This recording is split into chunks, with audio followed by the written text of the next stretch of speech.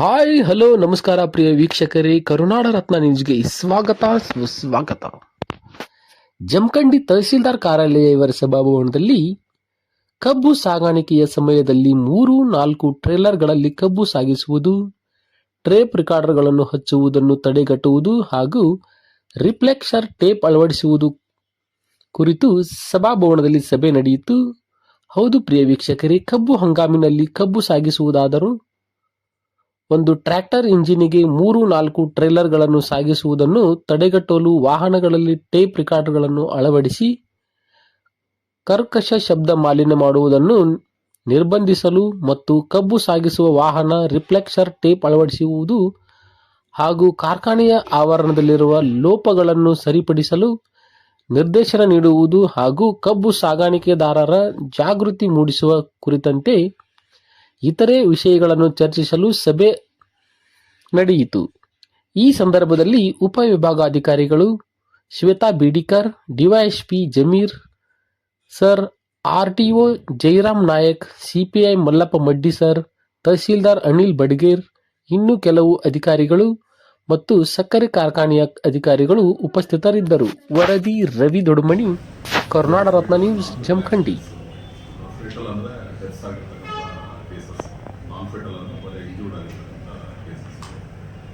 ನಿನ್ನೆ ತಾನೇ ಏರ್ದಾಳ್ police station ಲಿಮಿಟ್ಸಲ್ಲಿ ಒಂದು ಆಕ್ಸಿಡೆಂಟ್ ಆಗಿದೆ. ಹೋಗ್ತಕ್ಕಂಥ ಕಬ್ಬಿನ ಗಾಡಿಗೆ ಹಿಂದ್ಗಡೆಯಿಂದ ಮೋಟರ್ ಸೈಕಲ್ ಹಾಯಿಸಿದ್ದಾನೆ. ಇದು ಒಂದು ಇನ್ಸಿಡೆಂಟ್. ಬಿಫೋರ್ 2 days ಬ್ಯಾಕ್ ಲೋಕಾಪುರದಲ್ಲಿ ಸೇಮ್ ಇದೇ ಇನ್ಸಿಡೆಂಟು. ಹೋಗ್ತಕ್ಕಂಥ ಕಬ್ಬಿನ ಗಾಡಿಗೆ ಹಿಂದ್ಗಡೆಯಿಂದ ಮೋಟರ್ ಸೈಕಲ್ ಹಾಯಿಸ್ಬಿಟ್ಟು ಡೆತ್ ಆಗಿದ್ದನ್ನು ಓಪನ್ ಇಂಜೂರ್ಡ್ ಆಗಿದೆ. ಆಮೇಲೆ ಮೊನ್ನೆ ತಾನೇ ಜಸ್ಟ್ ಒಂದು ವಾರ ಆಯಿತು, ಇಲ್ಲೇ ನಮ್ಮ ಪ್ರಭುಲಿಂಗೇಶ್ವರ ಫ್ಯಾಕ್ಟ್ರಿ ಹತ್ರ ಕಾರನ್ನು ಹೋಗ್ಬಿಟ್ಟು ಹಿಂದ್ಗಡೆ ಕಬ್ಬಿನ ಗಾಡಿಗೆ ಹಾಯಿಸಿದ 4 ಡೆತ್ ಆಯಿತು. ಈ ರೀತಿ ರೆಗ್ಯುಲರ್ ಆಗಿ ಆಕ್ಸಿಡೆಂಟ್ಸ್ಗಳು ಆಗ್ತಾ ಇದ್ದಾವೆ. ಈ ಒಂದು ತಗೊಂಡಿರ್ತಕ್ಕಂಥ ಪ್ರಿಕಾಷನ್ ಮೆಜರ್ಸ್ ನಾವು ಕೂಡ ನಿಂತ್ಕೊಂಡು ನಾವು ಸಾಕಷ್ಟು ಎನ್ಫೋರ್ಸ್ಮೆಂಟ್ ಆಕ್ಟಿವಿಟೀಸ್ ಕೂಡ ಮಾಡ್ತಾ ಇದ್ದೀವಿ. ಅದಕ್ಕೆ ರಿಫ್ಲೆಕ್ಟರ್ಸ್ ಹಾಕ್ಸ್ತಕ್ಕಂಥ ಕೆಲಸ, ಆಮೇಲೆ ಹಿಂದ್ಗಡೆ ಒಂದು ರೇಡಿಯಂ ಸಿಕ್ಕಿರ್ತಕ್ಕಂಥ ಒಂದು ಬ್ಯಾನರ್ನ ಶುಗರಿಂದ ಸಿಕ್ಕಿರ್ತಕ್ಕಂಥ ಇದನ್ನು ಕೂಡ ಮಾಡಿದ್ದೀವಿ. ಬಟ್ ಈ ಒಂದು ಏನಿದೆ ಲಾಟ್ ಆಫ್ ಪ್ರಿಕಾಷನ್ ಮೆಜರ್ಸ್ಗಳನ್ನು ತಗೊಳ್ಬೇಕಾಗಿದೆ ಇನ್ನು. ಆಮೇಲೆ ಟೆಕ್ನಾಲಜಿಕಲಿ ಏನಿದೆ ಭಾಳಷ್ಟು ಕಡೆಗಳಲ್ಲಿ ರೋಡ್ ಹಂಪ್ಸ್ಗಳು ಕೂಡ ಹಾಕಿದ್ದಾರೆ. ಅವನ್ನ ಆಕ್ಸಿಡೆಂಟ್ನ ಪ್ರಿವೆಂಟ್ ಮಾಡಿಕೊಂಡು ಒಂದು ಉದ್ದೇಶದಿಂದ ಹಾಕಿದ್ದಾರೆ. ಬಟ್ ನಮ್ಮವರಿಗೆ ಸಮಾಧಾನ ಇರೋದಿಲ್ಲ. ನಾವು ಭಾಳ ಫಾಸ್ಟಾಗಿ ಮನೆಗಳಿಗೆ ಹೋಗಬೇಕು, ನಾವು ಡೆಸ್ಟಿನೇಷನ್ ಏನು ಮುಟ್ಟಬೇಕು ಅನ್ನೋ ಒಂದು ಅಪಾಧಿಯಲ್ಲಿ ಏನಿದೆ, ನಾವೆಲ್ಲರೂ ಕೂಡ ಅವನ್ನ ಹಂಪ್ಸ್ನ ಹಾರಿಸ್ತಕ್ಕಂಥ ಕೆಲಸಗಳು ಕೂಡ ಸಾಕಷ್ಟು ಇನ್ಸಿಡೆಂಟ್ಸ್ಗಳು ಹಿಂದೆ ಕೂಡ ಆಗಿದ್ದಾರೆ. ಮೋಟರ್ ಸೈಕಲ್ಗಳಲ್ಲಿ ಹಂಪ್ಸ್ ಹಾರಿಸ್ಬಿಟ್ಟು ಹಿಂದ್ಗಡೆ ಕೂತ್ಕೊಂಡಿರ್ತಕ್ಕಂಥ ಪೆಡಿಸ್ಟ್ರಿಯನ್ ಇವರು ಕೂಡ ರೈಡರ್ಸ್ ಕೂಡ ಡೆತ್ ಆಗಿರ್ತಕ್ಕಂಥ ಉದಾಹರಣೆಗಳು. ಆಮೇಲೆ ರೈಡರ್ ಇಂಜೂರ್ಡ್ ಆಗಿರ್ತಕ್ಕಂಥ ಸಾಕಷ್ಟು ಇದ್ದಾರೆ. ಅದು ಈವನ್ PWD ಬಂದಿದ್ದಾರೆ, ಅಫಿಷಿಯಲ್ಸ್ ಬಂದಿಲ್ಲ. ಅವರಿಗೆ ನಾವು ದಯಮಾಡಿ ಗಮನಕ್ಕೆ ತರಬೇಕು. ಎಲ್ಲಿ ನೆಸೆಸಿಟಿ ಇರುವೋ ಅಲ್ಲಿ ರೋಡ್ ಹಂಪ್ಸ್ನ ತೆಗೆಸ್ತಕ್ಕಂಥ ಕೆಲಸ ಕಾರ್ಯಗಳು ಆಗ್ಬೋದು. ಆನಂತರ ಎಲ್ಲಿ ನೆಸೆಸಿಟಿ ಇದೆನೋ ಅಲ್ಲಿ ರಂಬಲ್ ಸ್ಟ್ರಿಪ್ಸ್ ಹಾಕ್ಸ್ಬಿಟ್ಟು ಅದನ್ನು ಮಾಡ್ತಕ್ಕಂಥ, ಅಂದರೆ ಚಿಕ್ಕ ಕಾಲ ನಾನು ನ್ಯಾಷನಲ್ ಹೈವೇ ಏರಿಯಾದಲ್ಲಿ ಕೆಲಸ ಮಾಡಿರೋದ್ರಿಂದ ನನಗೆ ನಾಲೆಡ್ಜ್ ಇದೆ. ಅದರಲ್ಲಿ ಅಲ್ಲಿ ಈವನ್ ಹೈಕೋರ್ಟ್ ಆರ್ಡರ್ಸ್ ಕೂಡ ಇದೆ. ನ್ಯಾಷನಲ್ ಹೈವೇಸ್ಗಳಲ್ಲಿ, ಸ್ಟೇಟ್ ಹೈವೇಗಳಲ್ಲಿ ಯಾವುದು ರೋಡ್ ಹಂಪ್ಸ್ ಹಾಕಬಾರ್ದು ಅಂತೇಳಿ ಅದನ್ನು ಸಾರಿಗೆ ಇಲಾಖೆಯವರು ಏನಿದೆ ಅದನ್ನು ಕ್ರಮ ತಗೊಳ್ತಕ್ಕಂಥ ಕೆಲಸ ಮಾಡಬೇಕು. ಅದಕ್ಕೆ ಬೇಕಾಗಿರ್ತಕ್ಕಂಥ ರಕ್ಷಣಾ ವ್ಯವಸ್ಥೆ ಏನು ಬೇಕಾಗಿದೆ ಬಂದೋಬಸ್ತ್ ಅದನ್ನು ನಾವು ಕೊಡ್ಲಿಕ್ಕೆ ತಯಾರಿದ್ದೀವಿ. ಇಂಥ ಆಕ್ಸಿಡೆಂಟ್ಸ್ಗಳು due to some other reasons ಇಂದನೂ ಆಗಿರ್ಬೋದು, ಪ್ರಕೃತಿ ಇದರಿಂದ ಕೂಡ ಆಗ್ಬೋದು. ಯಾಕಂದರೆ ಈ ಅನಲೈಸ್ ಮಾಡಿದಾಗ ನಾವು ನೋಡಿದಾಗ ಒಂದು 5 years ಡಾಟಾನ ಕಂಪೇರ್ ಮಾಡಿ ನೋಡಿದಾಗ ಈ ಸೀಸನಲ್ಲಿ, ವಿಂಟರ್ ಸೀಸನಲ್ಲಿ ಏನಿದೆ ಸಾಕಷ್ಟು ಫಾಗ್ ಬೀಳ್ತಕ್ಕಂಥ ಕೆಲಸ ಆಗುತ್ತೆ. ಆಮೇಲೆ ಅದ್ರ ಜೊತೆಗೇ ಡ್ರೈವರ್ಸ್ ಕೂಡ ಏನಿದ್ದಾರೆ ಅದನ್ನು ಕುಡಿದ್ಬಿಟ್ಟು ವಾಹನ ಚಲಾಯಿಸ್ಬಿಟ್ಟು ಆಕ್ಸಿಡೆಂಟ್ ಆಗಿರ್ತಕ್ಕಂಥ ಸಾಕಷ್ಟು ಉದಾಹರಣೆಗಳಿದ್ದಾವೆ. ಅದನ್ನು FSL ಪರೀಕ್ಷೆಗೆ ಒಳಪಡಿಸಿದಾಗ ಇಂಥ ಕುಡಿದು ಚಲಾಯಿಸ್ತಕ್ಕಂಥ ವಾಹನಗಳು ಚಾಲಕರು ಏನಿದ್ದಾರೆ ಅವರಿಂದನೂ ಕೂಡ ನೆಗ್ಲಿಜೆನ್ಸಿಂದ ಆಕ್ಸಿಡೆಂಟ್ ಆಗಿ ಬೇರೆಯವ್ರ ಜೀವ ಅಪಾಯಕ್ಕೆ ತಂದು ಹೋಗ್ತಾರೆ. ಇಲ್ಲಿ ಆಕ್ಸಿಡೆಂಟ್ ಏನಿದೆ 2024 ಎಲ್ಲ ಸಭೆ ಎಲ್ಲ ಪ್ರತಿನಿಧಿಗಳನ್ನು ಕರೆಸಿ ನಾವು ನಮ್ಮ ಕಚೇರಿಯಲ್ಲಿ ಮೀಟಿಂಗ್ ಮಾಡಿದ್ವಿ. ಆವಾಗ ನಿಮ್ಮ ನ್ಯೂನ್ಯತೆಗಳನ್ನೆಲ್ಲ ನಾನು ನಿಮ್ಮ ಗಮನಕ್ಕೆ ತಂದು ನಿಮ್ಗೆ ಅವರು ಸುಧೆ ಮುಟ್ಟಿಸಿದ್ದೆ.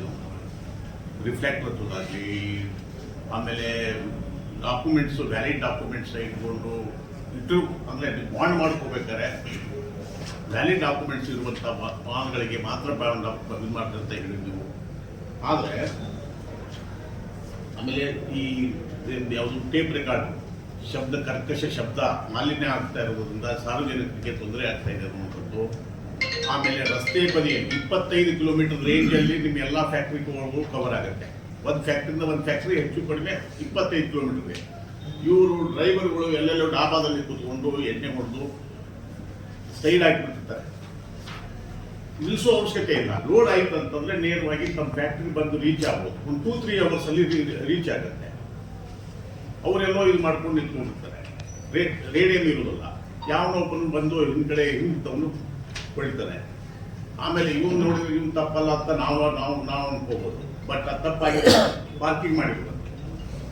ಆಮೇಲೆ ಚಿಕ್ಕ ರಸ್ತೆಯಲ್ಲಿ ಗಾಡಿ ನಿಲ್ಸ್ಕೊಂಡು ಲೋಡ್ ಆಗಿರೋ ಗಾಡಿ ನಿಲ್ಸ್ಕೊಂಡ್ಬಿಟ್ಟಿರ್ತಾರೆ. ಇದನ್ನು ಅವಾಯ್ಡ್ ಮಾಡ್ತಾರೆ.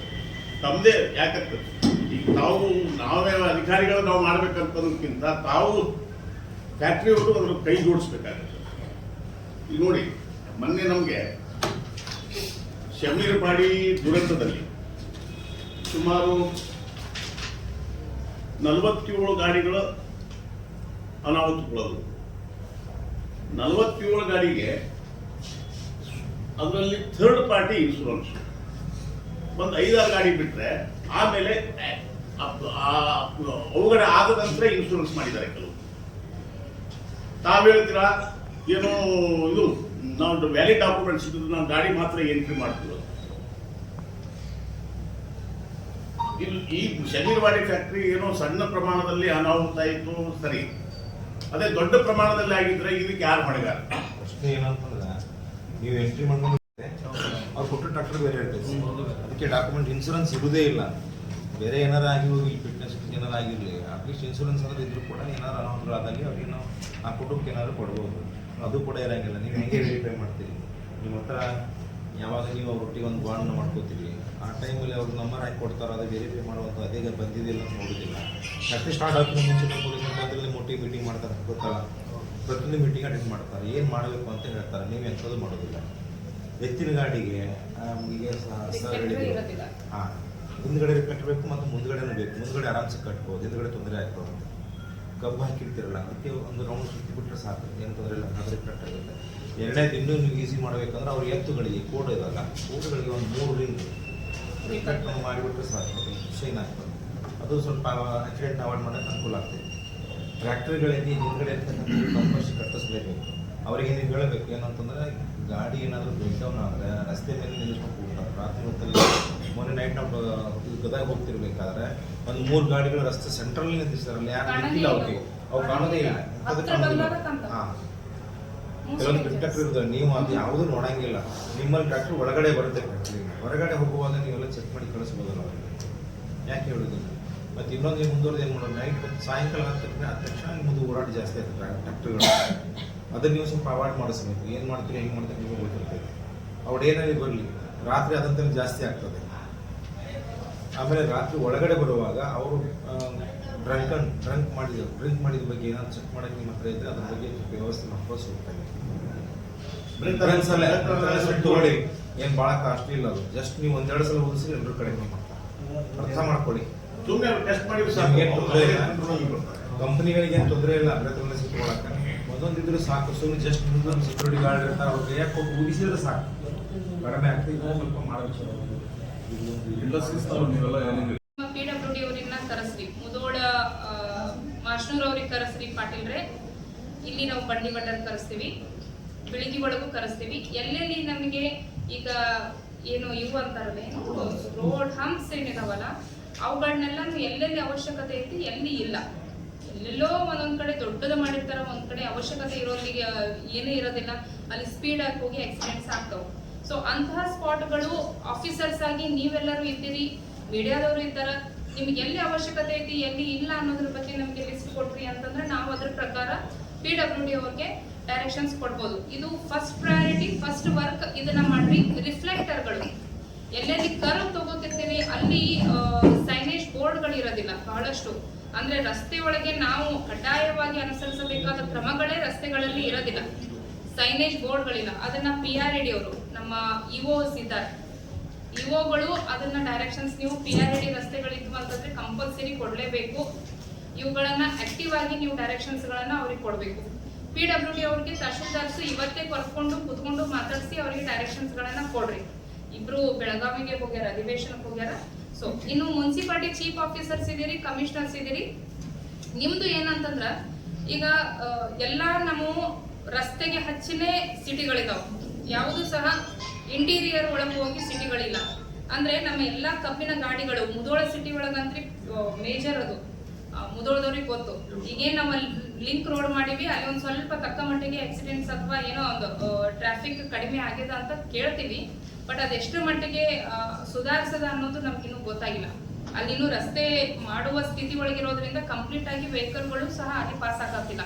ಸೊ ಅಂತ ಲಿಂಕ್ ರೋಡ್ ಮಾಡಿದಾಗ್ಯೂ ಸಹ ಮುನ್ಸಿಪಾಲಿಟಿ ಕಮಿಷನರ್ಸ್ ಅದನ್ನ ಆಕ್ಟಿವ್ ಆಗಿ ನೋಡ್ಬೇಕು. ಎಲ್ಲೆಲ್ಲಿ ನಿಮಗೆ ಪೊಲೀಸ್ ಇಲಾಖೆಯವರು ಈಗಾಗಲೇ ಕ್ಯಾಮ್ರಾಸ್ ಅಳವಡಿಸ್ರಿ ಅಂತ ಹೇಳಿ ರಿಕ್ವಿಸಿಷನ್ ಕೊಟ್ಟಾರ. ನಗರಸಭೆ ಜಮಖಂಡಿಗೂ ಕೊಟ್ಟಾರ. ಬಟ್ ಅದಿನ್ನೂ ಆಗಿಲ್ಲ. ನಾನು 10 ಸಲ ಹೇಳೇನಿ, ಅದಿನ್ನೂ ಆಗಿಲ್ಲ. ಕಾಸೆ ಒಳಗೆ ಇದು ಮುಧೋಳ ಒಳಗೆ ಕಾಸೆ ಅವ್ರಿಗೆ ಹೇಳಿವಿ, ಅದು ಸಹ ಆಗಿಲ್ಲ. ಮುಧೋಳದ್ ಮಾತಾಡಿದ ಕಾಸೆ ಅದು ಸಹ ಆಗಿಲ್ಲ. ಅಲ್ಲಿ ಕ್ಯಾಮ್ರಾಸ್ ಬೇಕು ಅಂತ ಅವ್ರು ರಿಕ್ವಿಸಿಷನ್ ಕೊಟ್ಟೆ 1 ವರ್ಷದ ಮೇಲಾಯ್ತು. ಬಟ್ ಅದಿನ್ನೂ ಪ್ರೊಸೆಸ್ ಒಳಗೆ ಇಲ್ಲ. ಇನ್ನು ಎಲ್ಲೆಲ್ಲಿ ಸಿಟಿ, ಸಾವಳಗಿ ದೊಡ್ಡ ಸಿಟಿ ಅದ, ಅದು ಪಂಚಾಯತಿ ವ್ಯಾಪ್ತಿ ಒಳಗೆ ಬರ್ತದ.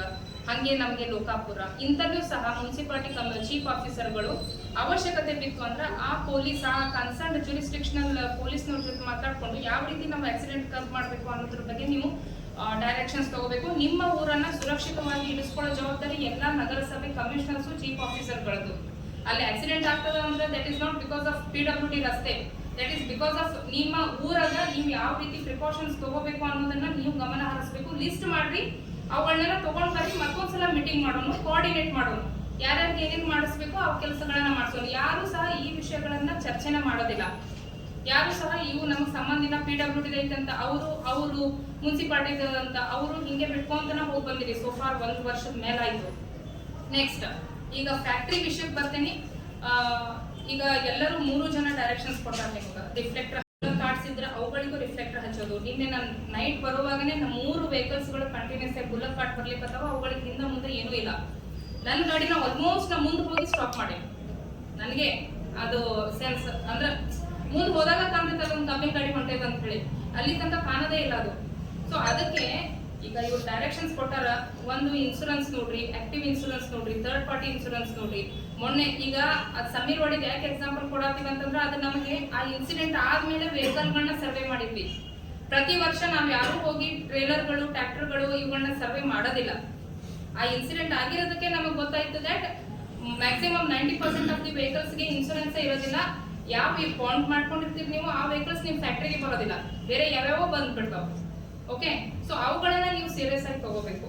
ದಿಸ್ ಈಸ್ ನೀವು ಹೆಂಗ್ ಶುಗರ್ ಫ್ಯಾಕ್ಟ್ರಿಗೆ ಕಬ್ಬು ಕಳಿಸೋದು, ಕಬ್ಬಿನ ಬೆಲೆ, ಕಬ್ಬಿನ ಕಟಾವು ಏನೇನು ಆಯ್ತಲ್ಲ ಅದೊಂದು ಪಾರ್ಟ್ ಆತಂದ್ರೆ this is also very important part. C ಈಗಾಗಲೇ 300 ನಾವು ಲಾಸ್ಟ್ ಇಯರ್ ಸ್ಟ್ಯಾಟಿಸ್ಟಿಕ್ ನೋಡಿದ್ವಿ ಅಂತಂದ್ರೆ 2024 ಟೋಟಲ್ 863 ಆಕ್ಸಿಡೆಂಟ್ಸ್ ಆಗ್ಯಾವ ಪೂರ್ತಿ 1 ವರ್ಷದೊಳಗೆ.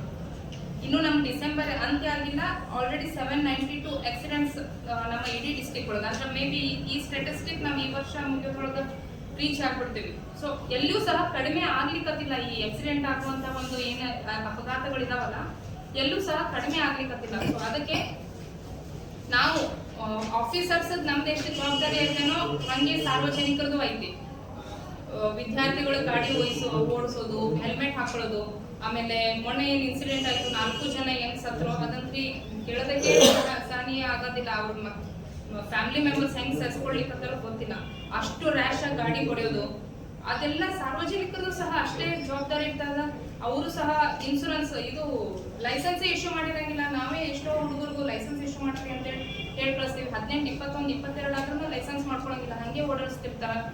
ನಾವು ಎಜುಕೇಟ್ ಮಾಡ್ತಿರ್ತೀವಿ. ಸೊ ಅದಕ್ಕೆ ಇದು ಸಾರ್ವಜನಿಕರದ್ದು ಅಷ್ಟೇ ಜವಾಬ್ದಾರಿ. And at the same time ನಿಮ್ಮ ಶುಗರ್ ಫ್ಯಾಕ್ಟ್ರಿಗೆ ಒಂದು ಒಳ್ಳೆ ಹೆಸರು ಬರಬೇಕು. ಅಥವಾ ಹೆಸರು ಬಿಡ್ರಿ, ನಮ್ಮ ಕಡೆ ಬರುವಂತಹ ಕಬ್ಬಿನ ಗಾಡಿಗಳಿಂದ ಯಾವುದೇ ರೀತಿ ಜೀವ ಹಾನಿ ಆಗಿಲ್ಲ ಅನ್ನೋ ಆತ್ಮತೃಪ್ತಿ ನಿಮಗೆ ಬೇಕು ಅಂತಂದ್ರೆ ನೀವು ಮಾತ್ರ ಆಕ್ಟಿವ್ ಆಗಿ ಎಲ್ಲ ಶುಗರ್ ಫ್ಯಾಕ್ಟ್ರಿಯವರು ಹೆಂಗೆ ಸಕ್ರೆ ಬರೋದ್ರ ಬಗ್ಗೆ ನೀವು ಗಮನ ಹರಿಸ್ತಿರೋ ಹಂಗೆ ಆಕ್ಸಿಡೆಂಟ್ ಆಗ್ಲಾರ್ದಂಗ ನನ್ನ ಕಾರ್ಖಾನೆ ಯಾವ ರೀತಿ ಜವಾಬ್ದಾರಿ ವಹಿಸೈತಿ ಅನ್ನೋದ್ರ ಬಗ್ಗೆನೂ ನೀವು ಗಮನ ಹರಿಸ್ಬೇಕು. ಲಾಸ್ಟ್ ಇಯರ್ ನಾನು ಜಮಖಂಡಿ ಶುಗರ್ಸಿಗೆ ಹೋಗಿದ್ದೆ ರಿಫ್ಲೆಕ್ಟರ್ ಎಲ್ಲ ಡಿಸ್ಟ್ರಿಬ್ಯೂಟ್ ಮಾಡುವಾಗ.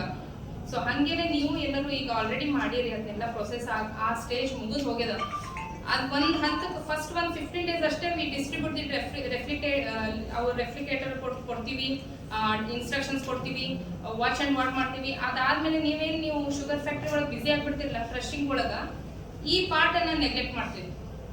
ಸೊ ಕಂಪಲ್ಸರಿಲಿ ನಿಮಗೆ ಬರುವಂತಹ ಗಾಡಿಗಳು, ನಿಮಗೆ ಬರುವಂತಹ ವೆಹಿಕಲ್ಸ್ ಗಳದ್ದು ಬಾಂಡ್ ಏನ್ ಮಾಡ್ಕೊಂತೀರಿ ಅದು ಕ್ರಾಸ್ ಚೆಕ್ ಮಾಡಬೇಕು.